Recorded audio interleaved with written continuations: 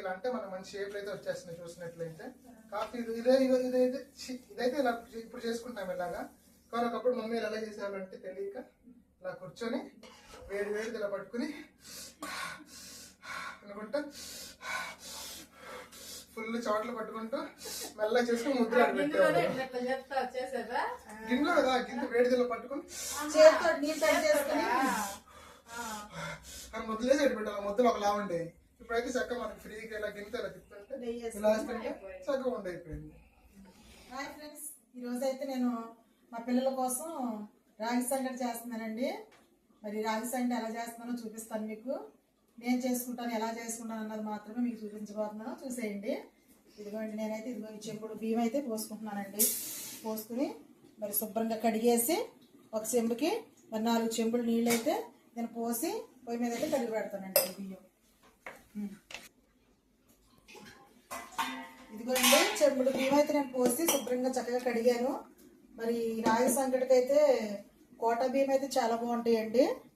ఇదిగోండి, నేనైతే ఒక చెంబుకి 4 చెంబులు నీళ్ళు అయితే పోస్తున్నానండి. పోసి పొయ్యి మీద పెట్టి వండుతాను.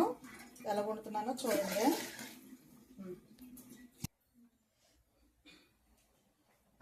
అన్నం అయితే అదిగోండి ఉడుకుతా ఉంది. మరి ఒక చెంబుకి 4 చెంబులు నీళ్ళు అయితే పోసాను నేను. ఇదిగోండి అన్నం అయితే ఇదిగోండి ఈ విధంగా ఉడికింది. 3 వంతులు అయితే ఉడికింది అన్నం. ఇప్పుడు ఇందులో ఏం చేస్తానంటే ఇదిగోండి ఒకటి వేసాను కదా బియ్యం, ఒక చెంబు పిండి పోస్తున్నానండి.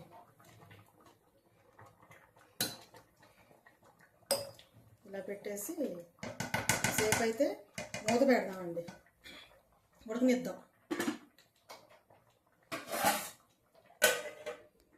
తక్కువ మీడియం ఫ్లేమ్లో పెట్టుకుని ఉడకనిద్దామండి. ఒక 5 నిమిషాలు ఉడకనిద్దాం.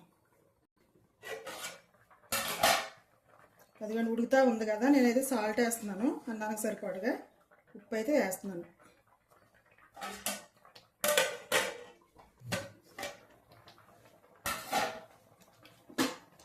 ఇప్పుడైతే ఇదిగోండి ఇలా మెల్లగా కలుపుకోవాలి.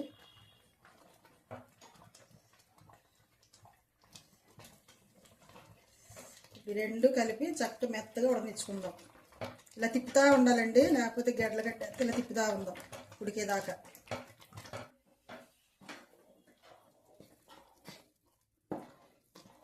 ఇలాగైతే తిప్పుకుంటూ ఉండాలి. మొత్తం ఒకసారి పిండి అంతా కలిసిపోతుంది.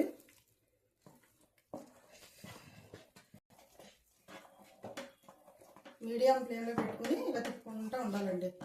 అప్పుడు నేనైతే చూడండి చెక్కగట్టేటి తిప్పుతున్నాను. పప్పు గుత్తెట్టు కూడా తిప్పుకోవచ్చు. చాలా మంచిదండి రాగి సంగటి. ఇప్పుడు దీని రాగి సంగటి కదా చాలా బాగుంటుంది. ముద్దలు చేస్తాను. ఇంకా ఉడికిన తర్వాత ఇంకా ఉడకాలి ఇది.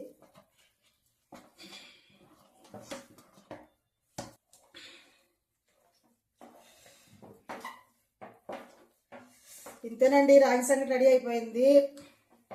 ఇప్పుడు దీని మీద ఏం చేయాలంటే కొంచెం చల్లారి దాకా ఒక 5 నిమిషాలు అయితే మూత పెట్టి ఉంచుతానండి.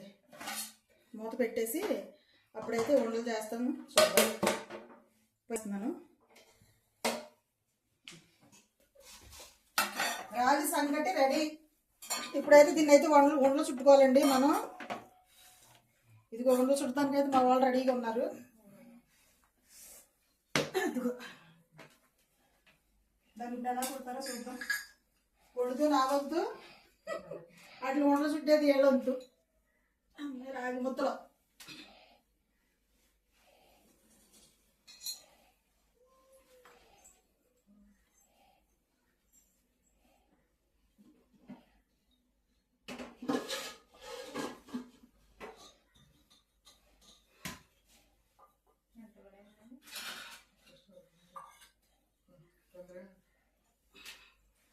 గట్టు ఏది గట్టు గట్టి తీసుకోండి.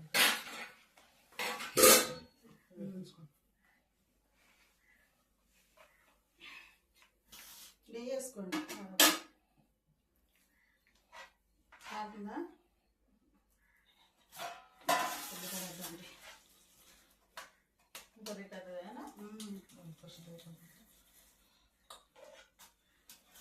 భలే చేశారు చిన్ను.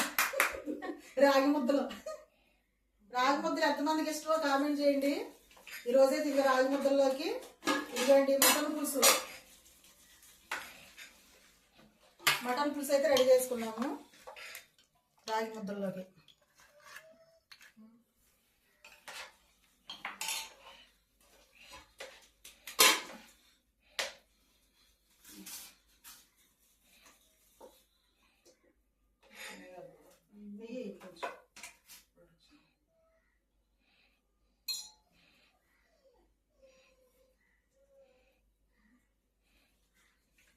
ఇదేనండి రాగి ముద్దలు అయితే రెడీ చేసుకునే విధానం. మేమైతే ఇలా చేసుకుంటాము.